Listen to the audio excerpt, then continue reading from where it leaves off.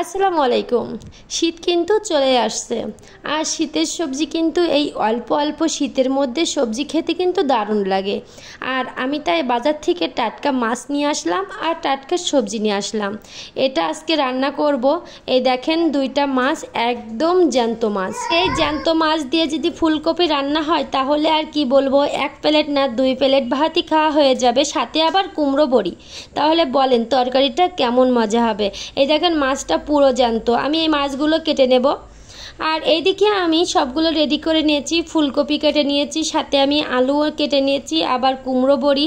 এইদিকে যে মাছগুলো কেটে ধুয়ে পরিষ্কার করে নিয়েছি, আমি সবগুলো নিয়ে রেডি করে রাখছি। এবার আমি মাছগুলো ভেজে নেব। তার জন্য আমি একটা ফ্রাই প্যানে আমি পরিমাণ মতো তেল দেব। তেলটা গরম হয়ে আসবে যখন, তখন আমি মাছগুলো এক এক করে দিয়ে দেব।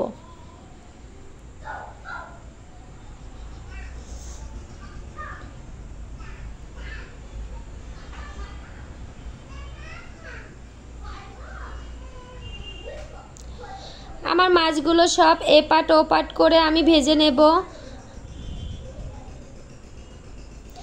আর এইরকম টাটকা মাছ আগে আমার মা দাদিরাও দেখতাম জাল করে রান্না করতো।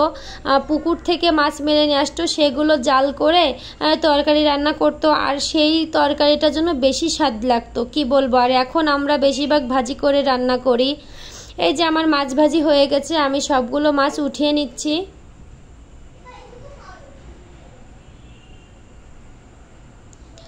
মাছ ভাজি সবগুলো উঠানো হয়ে গেছে আমার। ওই একই তেলের মধ্যে আমি কুমড়ো বড়িগুলো ভেজে নেব।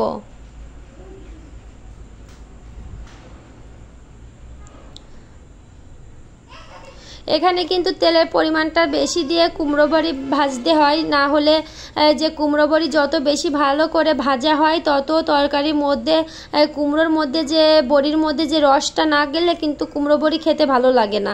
এই যে আমার কুমড়ো বড়ি কিন্তু পুরো লাল লাল করে আমি ভেজে নিয়েছি, আমি এবার উঠিয়ে নিচ্ছি।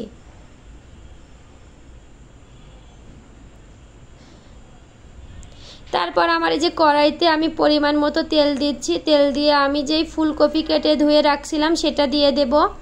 আমি এখানে তেলের মধ্যে 5 মিনিট ফুলকপি নাড়াচাড়া করে নেব। আলু আর ফুলকপি একই সাথে একটু ভেজে নেব।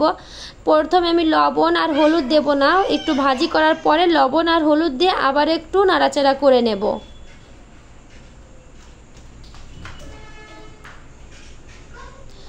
এই যে কিছুক্ষণ নাড়াচাড়া করার পরে আমি এখানে মশলা বেটে রাখছি পাটায়। আমি এখানে শিল পাটায় মশলা বেটে নিয়েছি। এখানে পেঁয়াজ, রসুন, কাঁচা ঝাল, জিরা আর সরিষা আমি এগুলোই বেটে নিয়েছি। নিয়ে আমি আরও অল্প একটু পরিমাণ পানি দেব। পানি দিয়ে ফুলকপিটা কষিয়ে নেব। একটু নাড়াচাড়া করে আমি 15 মিনিটের জন্য ঢেকে রেখে দেব। এই যে 15 মিনিট পরে ঢাকনা খুলে দিয়েছি, আমার ফুলকপিটা প্রায় সিদ্ধ হয়ে আসছে। আমি ওর ভিতরে কুমড়ো বড়িটা দিয়ে দেব। আমি একই সাথে কুমড়ো বড়ি আর ফুলকপি কষিয়ে নেব, না হলে যে কুমড়ো বড়ির মধ্যে মশলাটা ঢুকবে না, খেতে ভালো লাগবে না। আর এখানে সম্পূর্ণ মশলা কুমড়ো বড়ির মধ্যে চলে যাবে, খেতে ভালো লাগবে। আমার এই যে ফুলকপিটা পুরোটাই কষানো হয়ে গেছে, এখন আমি ঝোলের পানি দিয়ে দেব। এখানে আমি পরিমাণ মতো ঝোলের পানি দিয়ে দেব।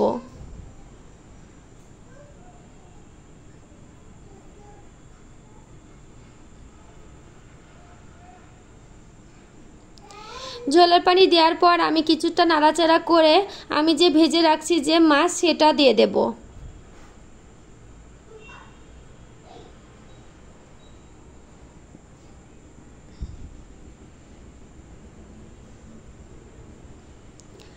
আমার মাছও দেওয়া হয়ে গেছে। আমি আবার একটু নাড়াচাড়া করে আমি ঢেকে রেখে দেব ঝোল শুকিয়ে আসা পর্যন্ত।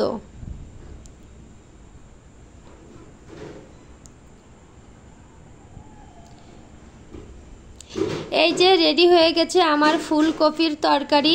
এই কুমড়ো বড়িটা এত রসগুলো হয়েছে কি বলবো। যারা এভাবে করে খাননি, একবার হলে এভাবে রান্না করে খেতে পারেন। আর এই যে টাটকা মাছ দিয়ে। আমার ভিডিওটা এই পর্যন্তই। সবাই ভালো থাকবেন, সুস্থ থাকবেন। আল্লাহ হাফেজ।